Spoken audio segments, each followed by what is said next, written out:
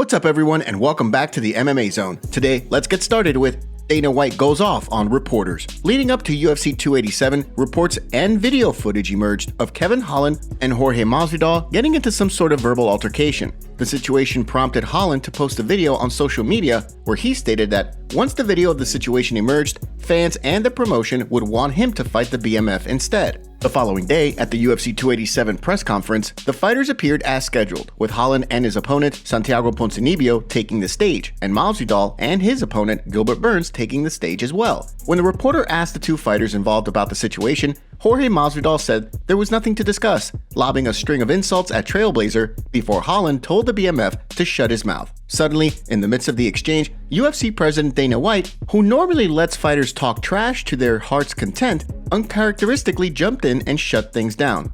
Absolutely nothing. You know, there's nothing to talk about there. It's just some riding, cloud chasing, you know, so ain't nothing to talk about. Nah, that's not what you were saying yesterday, bro. Watch your mouth. I called him baby girl and he got mad. Guys, come on, these two aren't even fighting. Knock it off. All right, okay. Do you have a question about the fight, who these guys are fighting, or you just want to start in here? What's your question? Shortly after, Holland's opponent, Santiago Ponzinibbio, was asked whether or not he believed Kevin Holland's full focus was on the fight. Again, White quickly jumped in, shutting down the line of questioning while telling the welterweight not to answer the question. Given what we know about what happened yesterday, do you think that Kevin's focus isn't entirely on you? And do you think that if he's looking past you, it'll really... Don't even answer that question. Later on in the press conference, a reporter tried to ask Kevin Holland a question related to Endeavor's recent purchase of the WWE, asking what fighter he'd like to hit with a chair in classic WWE fashion. Holland declined to answer, with Dana White thanking him before asking if anybody else had quote-unquote stupid questions. For White, who frequently lets fighters talk trash to their heart's content, the move seemed to be out of character. As many were quick to point out, the verbal sparring between Holland and Masvidal could have set up a fight down the line depending on how things play out on Saturday. With plenty of questions surrounding the situation, what do you think happened? And why did Dana White stop fighters from talking about the incident? Drop your thoughts in the comments section below. Khabib Nurmagomedov mysteriously teases return, but not to MMA. Recently, UFC Hall of Famer Khabib Nurmagomedov caught everyone by surprise when he posted footage of himself on a treadmill with a caption indicating that he was training for something in July. The only hint provided by the former lightweight kingpin was that he was not training for a return to MMA. With Endeavor's recent acquisition of the WWE, many are wondering whether the Eagle could potentially make an appearance in the WWE.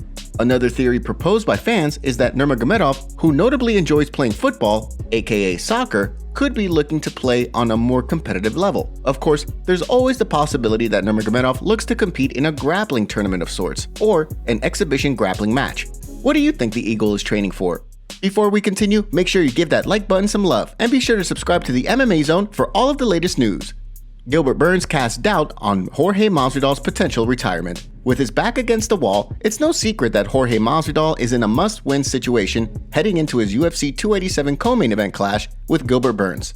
While a win over the number 5 ranked Burns would put his name right back in the mix for a crack at the title, he knows that a loss would likely push him well outside of title contention. Given that, he left the door open to a potential retirement this week leading up to the fight, leaving many fans somewhat shocked. Gilbert Burns, on the other hand, isn't buying it. He might take a little time off, try to get an easy fight, but he's gonna be the new Nate Diaz in the division. He's gonna be that super fight guy that comes and sells a lot of pay-per-views. I don't think he's done. If he loses his 4th straight in front of a packed Miami crowd, do you think the BMF truly walks away, or will Burns' prediction hold true? Drop your thoughts in the comment section below. Dana White talks UFC and WWE crossover. Ever since Endeavor acquired the WWE, fans have been speculating as to whether or not the UFC fighters would begin to make appearances inside the ring. Although the two companies will likely advertise for one another, Dana White says there's no chance of fighters moonlighting as WWE wrestlers. I'm sure better deals will be made with the arenas, alliances will be made, and deals and alliances and sponsorship. The list goes on and on. The business side is where it's really you're gonna see a big difference. As far as the performance and what we do, you'll never see a difference in that. With WWE wrestlers taking their fair share of injuries, it's not entirely surprising that the UFC would want to make sure their fighters stay healthy. Despite that, with fighters like Conor McGregor already teasing a WWE championship, things could get interesting if fighters express a strong desire to make WWE appearances. All right, fight fans, the rematch we've all been waiting for is finally happening this weekend in sunny South Beach, Florida. The last time these two fighters faced off, Pereira handed Izzy his second loss in the UFC. This is their second time facing off in the octagon, and tensions are only getting higher for Saturday's main event. As the fighters get ready, our video sponsor today, DraftKings, is bringing the high-stakes action to all new customers. They're offering all new customers $150 in bonus bets if your pre-fight moneyline wager of $5 hits. That's right, new customers that bet just $5 on any pre-fight moneyline wager will receive $150 in bonus bets if their bet cashes. If you're wondering what you could do with your $150 in bonus bets, try DraftKings UFC Same Fight Parlays, where you can combine multiple bets from the same fight into one big bet for a shot at an even bigger payout. If mobile sports betting isn't available in your state yet, don't worry. You can still get in on the fun with DraftKings Daily Fantasy, where they offer cash prize contests for nearly every sport. Download the DraftKings Sportsbook app now. New customers who use promo code MMA Zone and bet $5 on any pre-fight moneyline wager will get $150 in bonus bets if your bet hits. That's promo code MMA Zone, only at DraftKings Sportsbook.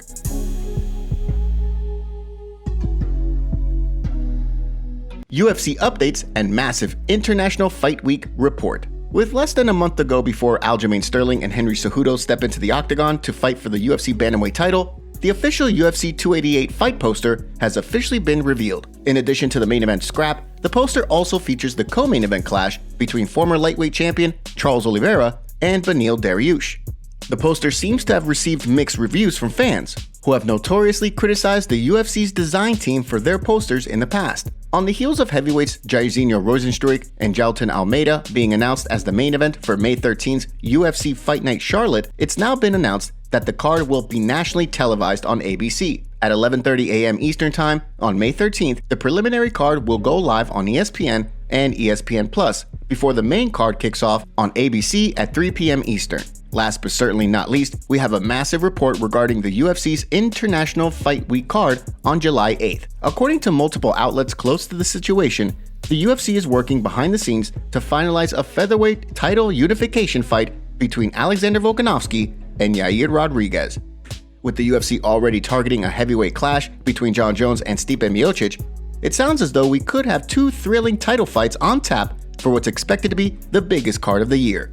If the fight is finalized, how do you see things playing out? Drop your predictions in the comments section below. Michael Bisping questions Francis Ngannou's management. With Francis Ngannou now officially a free agent, the fight community is collectively holding its breath in anticipation of his next move, with a boxing match against either Tyson Fury or Deontay Wilder as the next likely step in the Predator's return following knee surgery. It seems as though it's only a matter of time until the former heavyweight champ's next fight is announced. Despite that, Michael Bisping seems to think that he's being mismanaged, given how much money he left on the table with the UFC and how long it's taken to book a fight. Now, the PFL, they're on the table, they're talking about it, but honestly, I don't think PFL have the kind of money that Francis is asking for. As I say, for boxing, he wants $25 million. Reportedly, with the UFC, he would have been getting minimum of $6 million per fight, and it was a 3-fight contract. He could have had the 3 fights by now, bagged at least $18 million, and be a free agent and go off elsewhere. So I'm not criticizing Francis Ngannou, I'm just wondering who's advising him.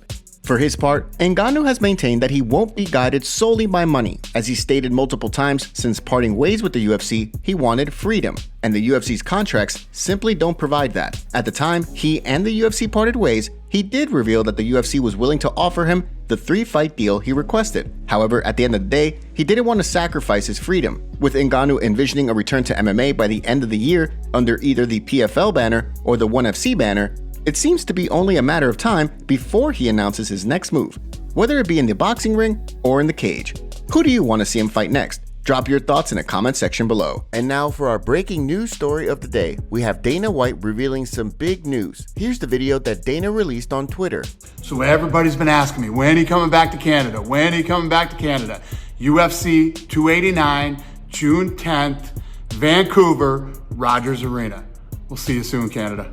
It's official, UFC 289 will be back in Vancouver at the Rogers Arena, where Amanda Nunes will take on Juliana Pena in the main event. Who do you think will win, Amanda Nunes or Juliana Pena? And next we have Bo Nickal announcing his next fight. Bo Nickal announced on a podcast that he will fight Tresean Gore at UFC 290 on July 8th. Here's what he had to say. Bo, are you allowed to say who your next opponent is? Can we break the news? What do you think? Yeah, let's do it. All right, I'll be fighting UFC 290 Las Vegas, July 8th against Tresean Gore. So very excited for the fight. I'm fired up. I can't wait to compete. It's gonna be another big card, good opportunity for me.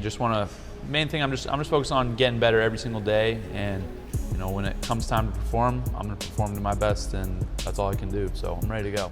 Thanks for watching the video. Make sure to subscribe and click the notification bell to stay up to date with MMA news every day. Here are the top comments from yesterday's video. Nothing but mad respect for Justin Gaethje. People forget that he was a collegiate level champion wrestler. He just chooses to bang because he's good at it. Hopefully he'll raise the belt before retirement. Conor, he's done. Alex offered to fight Cumshot at light heavyweight but refused. Wonder why? Someone responded with, he's all talk no action. He was crying because he got sick, almost retired. Masvidal ready to move past his struggles and into retirement. And those were the top comments from yesterday's video. If you want to be featured on our next video, make sure to leave a comment and don't forget to check out yesterday's video in case you missed it.